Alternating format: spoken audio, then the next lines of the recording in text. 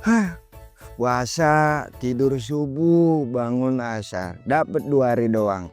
2 hari, 2 jam, dapat 2 jam doang puasa. Emang paling enak banget kalau tidur sih. Subuh keliwat, johor kelewat. Ashabul kahfi banget, fretis gua. Ya, Ustaz udah gitu. Assalamualaikum. Ya, Mau kemana? Ansor, ke Ansor. Ansor ya? Sini Ansor. Dia jam berapa? Bukber. Iya bukber sama Haji Tony. Tebet kan? Tebet. Tebet mah dari sini juga kepleset nyampe. Ntar aja bareng sama saya berangkatnya. Ntar buru macet nih. Udah mampir aja dulu. Kita naik pesawat terbang. Dulu, ayo Ustaz, aduh sambil nunggu adem nih, masih bentar banget. Diundang juga ya sama Jiton ya? Diundang. Semua teman-teman diundang. Saya Anggota Ansor semua diundang. ini dulu lah, rempengin tulang dulu. Oh jadi bangun tidur banget. Tidur subuh saya. Tuh, bangun kayak gini. Subuh, johor, pada keliwat sembahyang wajib tuh. Saya mau nanya nih sama Ustaz nih, puasa saya nih yang kayak begitu, puasa saya nih yang wajib nih, ninggalin sholat yang wajib, itu puasa saya sah apa kagak sih? Apa masih Islam juga nih? Oh iya baik. Oke, pemirsa yang nonton Jakarta dimanapun berada, gini, jadi ada dua hal terpisah di sini. Pertama, tidur itu hukumnya mubah. Tidur itu hukumnya mubah saat puasa atau saat bukan puasa. Tidur kalau itu menjadi kebutuhan, namanya kebutuhan biologis kita kan emang harus tidur. Itu hukumnya mubah.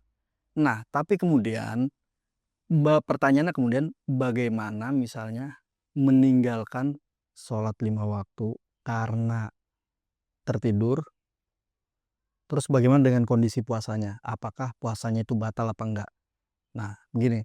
Jadi ulama itu membagi dua hal-hal yang dapat membatalkan puasa gitu.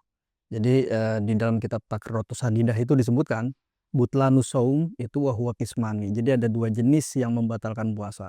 Nah, dengan konsekuensi yang berbeda-beda.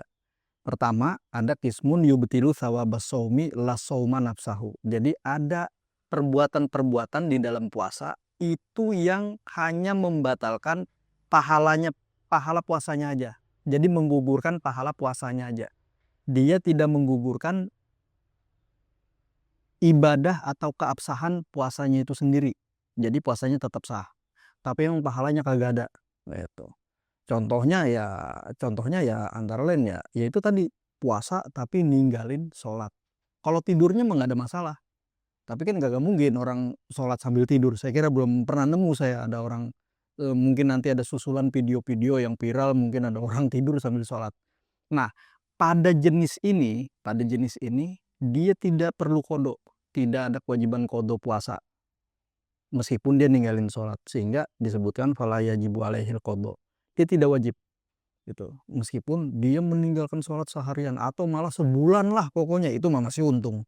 Bukan masih untung, maksudnya masih sedikit yang dia tinggalin cuma subuh. Jadi habis sahur, makan, kenyang, nyundut rokok, habis itu romana beduk masih lama juga nih, misalnya setengah jam apa 1 jam, dia tidur kelewat kan tuh subuh kelewat, zohor kelewat. Nah, bangun-bangun mau maghrib, beduk maghrib. Nah itu baru harian, baru 3 waktu yang ditinggalin. Atau kalau asar masih sempat paling 2 yang ditinggalin. Nah, sebulan penuh selama dia puasa meninggalkan sholat, itu pun tidak membatalkan ibadah puasanya. Tetap ibadah puasanya sah. Artinya dia tidak wajib qadha.